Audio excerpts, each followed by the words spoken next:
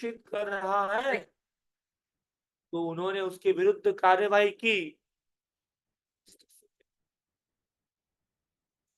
उन्होंने उसके खिलाफ कार्यवाही की और उससे कहा यमुना छोड़कर अन्यत्र जाने के लिए बाध्य कर दिया। इसी तरह यमुना जल शुद्ध हो गया है, शुद्ध हुआ।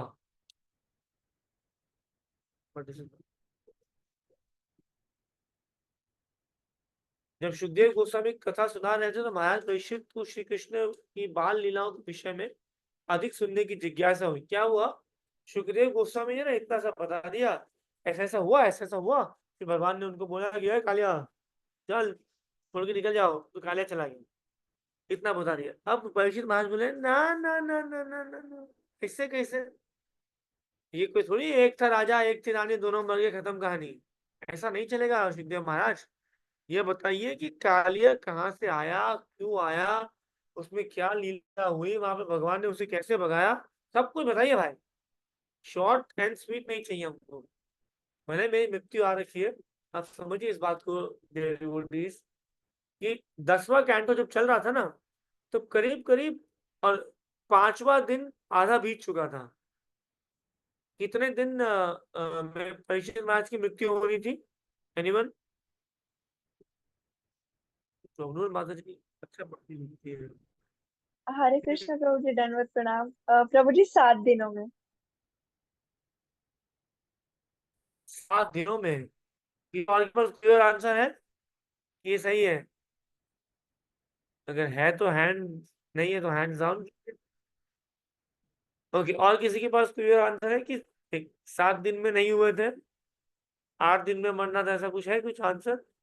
नहीं है? जी प्रभु जी, अश्रु बताइए। अश्रु। हरे कृष्णा। हाँ, मैं बोल रहा था कि 7 दिनों में उन्होंने पूरी श्रीमद् भागवतम की कथा सुनी, एंड 8वें दिन उन्होंने अपना देह त्याग किया। मीन्स देह त्याग हुआ उनका। ऐसा नहीं है मुझे, 7वें दिन में ही तक्षक भाई साहब आ गए थे, 7वें दिन के अंत होने के पहले पहले ही। पर उसके पहले भी बहुत लीलाएं हैं, वो कभी आप आएंगे उस स्तर पे तो आपको बताएंगे। पर कहने का मेरा मतलब ये है डियर डिवोटीज की 5वां दिन आधा बीत चुका था, 5वां दिन आधा बीत चुका है, क्योंकि 10th कैंटो चल रहा है ना अनिशा माता जी? तो ऐसे स्माइल से सुनना चाहिए एग्जैक्टली। तो जब 5वां दिन आधा बीत चुका है, फिर भी उन्हें ये टेंशन नहीं, अरे हाय हाय मेरा मृत्यु है, 2 दिन में मृत्यु, 2 दिन में मर जाऊंगा, रक्षक आएगा ये। बोलते नहीं नहीं नहीं, रुको रुको रुको, ऐसा तो क्यों हुआ कि ऐसा हुआ वैसा हुआ, कालिया आई है, आप मुझे विस्तार से बताइए। तो फिर ऐसा सुखदेव गोस्वामी ने पूछा, श्री कृष्ण ने उस कालिया को किस प्रकार दंडित किया, किस प्रकार दंडित किया, जो वर्षों से जल में रह रहा था। वस्तुतः महाराज परीक्षित कृष्ण की दिव्य लीलाओं को सुनने के लिए अधिक अधिक उत्सुक हो रहे थे। उन्होंने अपना प्रश्न बड़ी रुचि से पूछा। सुखदेव गोस्वामी महाराज ने इस कथा को इस प्रकार सुनाया। यमुना नदी में एक विशाल झील थी जिसमें कालिया नाग रहता था। उसके विष से सारा क्षेत्र इतना दूषित हो गया था कि उसमें 24 घंटे विषैली भाप निकलती रहती थी। यदि कोई पक्षी उस स्थान के ऊपर से भूल से भी निकलता तो तुरंत मरकर जल में गिर जाता। यमुना की भाप के विषैले प्रभाव से के कारण यमुना नदी के तटवर्ती सारे वृक्ष और तृण सूख गए थे। श्री कृष्ण ने देखा कि इस विशाल सर्प के विष के प्रभाव से वृंदावन से होकर बहने वाली नदी पूरी घातक बन चुकी थी। वे कृष्ण जिन्होंने संसार के समस्त दुष्टों का वध करने के लिए अवतार लिया था, तुरंत यमुना तट पर एक विशाल कदम्ब वृक्ष पर चढ़ गए। कदम्ब एक गोल पीले फूल का वृक्ष है जो सामान्यतः वृंदावन क्षेत्र में दिखता है या मायापुर धाम में भी दिखता है। इस वृक्ष की चोटी पर चढ़कर उन्होंने अपना फेटा कसा और पहलवान की भांति अपनी भुजाएं ठोककर इस विषैली झील के बीचों बीच कूद गए। श्री कृष्ण, अच्छा अब एक बात बताइए, अब श्री कृष्ण, अरे सॉरी, यहाँ पे लिखा हुआ है आसपास के सभी पेड़ तृण सब सूख गए, तो कदम्ब का वृक्ष कैसे बचा हुआ है? और आपको एक बात बता दें कि आप में से कौन वो सौभाग्यशाली जीव है, हैंड रेस कीजिए, जिन्होंने इस कदम्ब का दर्शन किया है श्री वृंदावन धाम में, उसकी परिक्रमा भी की है। और यदि हमारे साथ किए तो आनंद की बात है ही। बस केवल 2 जीव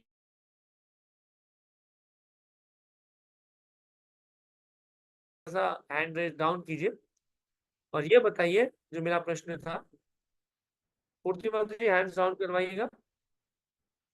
तो प्रश्न ये है कि कैसे वो कदम का वृक्ष आज भी हरा है, जबकि आस-पास तो सब कुछ काला हो चुका था, सॉरी मर चुका था? युवराज प्रभु। हरे कृष्ण प्रभु जी, दंडवत प्रणाम।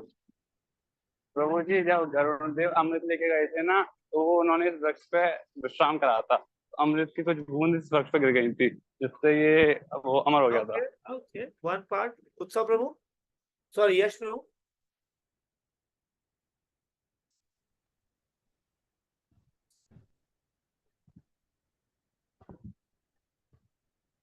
यश प्रभु जी बोलिए। नहीं, अन्वय प्रभु। हरे कृष्ण प्रभु, दंडवत प्रणाम।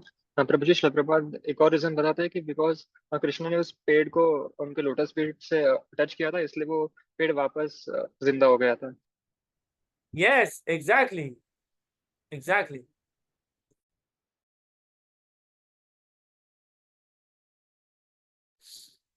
एग्जैक्टली मुझे, एग्जैक्टली, वेरी गुड। कुछ भाष्यकारों का कहना है कि श्री कृष्ण के चरण कमलों का स्पर्श पाकर तुरंत जीवित हो गया, और अन्यों का कुछ कहना है कि गरुड़ जी को पता है भविष्य में कृष्ण कार्य करेंगे, तो इसलिए उन्होंने अमृत डाल दिया था। जो ही भगवान कृष्ण जल में कूदे, तो ही नदी के किनारे 100 गज की दूरी तक अप्लावित हो उठे, मानो जल में कोई बहुत बड़ी वस्तु की है। कृष्ण द्वारा शक्ति का प्रदर्शन अलौकिक नहीं, क्योंकि वे सारी शक्ति के आधार है। श्री कृष्ण ने तैरते हुए एक विशाल बलशाली हाथी के समान गर्जना की, और कालिया नाग ने सुना। कोई है जो हाथी की तरह गर्जना कर सकता है यहाँ पे? नो। यह गर्जना उसके लिए असह्य थी, और उसे समझते देर न लगी कि उसके आवाज पर आक्रमण करने का प्रयास है। तुरंत कृष्ण के सामने आ गया। उसने देखा कि कृष्ण सचमुच दर्शनीय है, क्योंकि उनका शरीर इतना सुंदर तथा कोमल था, उनका रंग नीले बादल के समान था, और उनके पांव कमल पुष्प जैसे थे। वे श्रीवत्स रत्न तथा पीतांबर से सुशोभित थे। उनके सुंदर मुख पर मुस्कान थी। वे अत्यंत शक्ति से यमुना नदी में क्रीड़ा कर रहे थे, किंतु कृष्ण की इतनी सुंदरता के बावजूद कालिया अपने मन में अत्यंत क्रुद्ध हुआ, अतः उसने अपनी कुंडली में कृष्ण को दबोच लिया। कृष्ण को अविश्वसनीय प्रकार से सर्प की कुंडली में बंधा देखकर स्नेही ग्वालियर तथा वृंदावन के अन्यवासी अत्यंत भयभीत हो उठे। उन्होंने अपना सर्वस्व, अपने प्राण संपत्ति, प्रेम कार्यकलाप कृष्ण को अर्पण कर रखे थे। कृष्ण को उस स्थिति में देखकर वे भयभीत हो उठे और भूमि पर गिर पड़े। हा कृष्णा, हा कृष्णा, ओ कृष्णा, कृष्णा करते हुए बेहोश हो गए। सारी गाय बैल बछड़े शोक संतप्त हो उठे, वे सब चिंतागर होकर कृष्ण को देखने लगे। हैं कृष्णा, भय के कारण वेदनावश से केवल रो सके। आएगा नहीं दे महाप्रभु की पायल है ये, हरिबोल। जब कृष्ण के प्रति इस तरह आतुर होंगे आप, तो महाप्रभु की कृपा मिलेगी, रासोल्लास प्रभु की कृपा से। सारी गाय बैल तरह बछड़े शोक संतप्त हो उठे और सब चिंतातुर होकर कृष्ण को देखने लगे। भय के कारण वे केवल रो सके, वे अपने कृष्ण को सहायता पहुंचाने में मात्र यमुना के तट पर खड़े रहे। जब यह घटना यमुना तट पर घट रही थी, तो कुछ अपशकुन भी प्रकट होने लगा। पृथ्वी हिलने लगी, आकाश से उल्का पिंड गिरने लगे, मनुष्य के शरीर के बाएं अंग कांपने लगे। ये सब आसन महान संकट के थे। इन अशुभ संकेतों को देखकर महाराज नंद समेत सारे ग्वाले भयवश अत्यंत चिंतित हो उठे।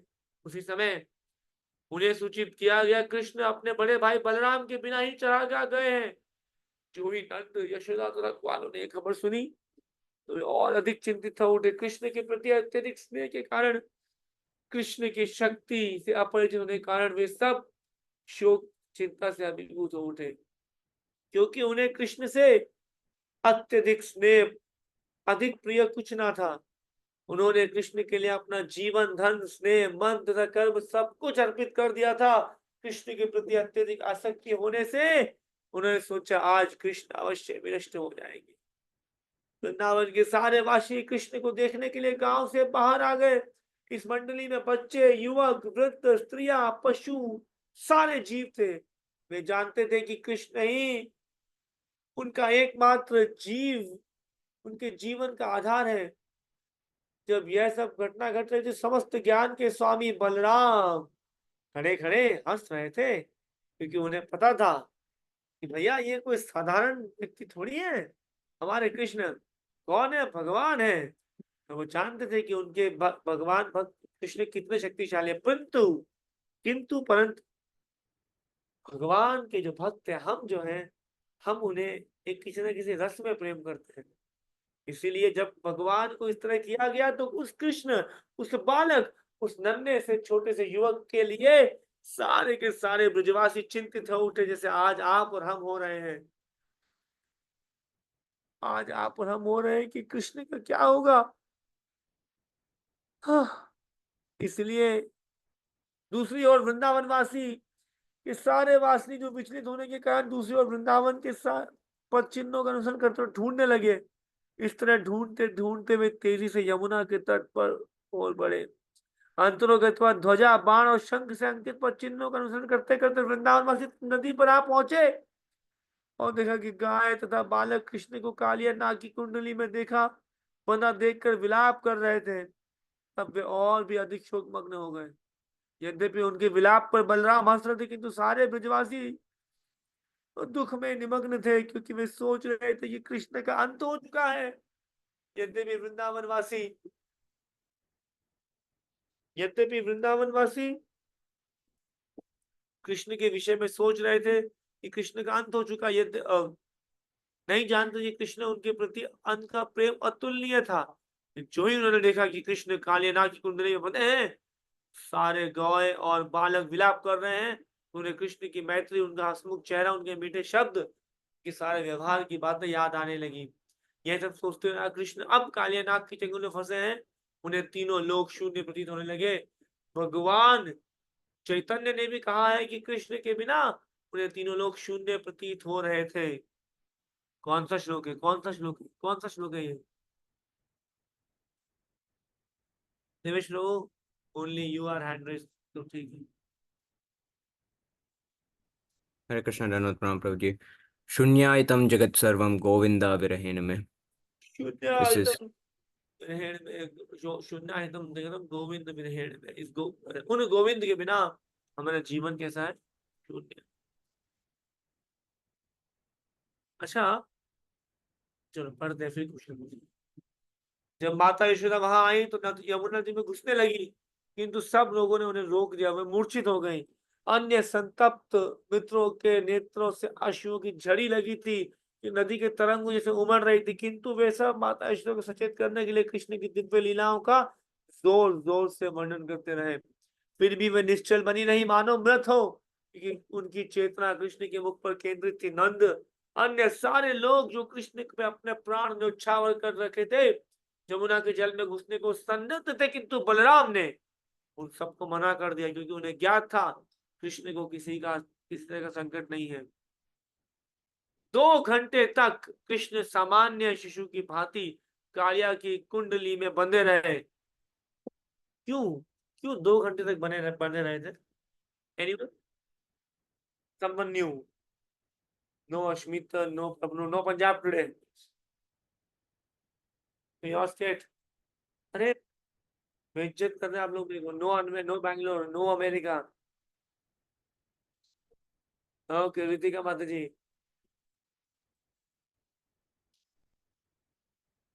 अनम्यूट करें माता जी। हरे कृष्णा प्रभु जी, प्रणाम।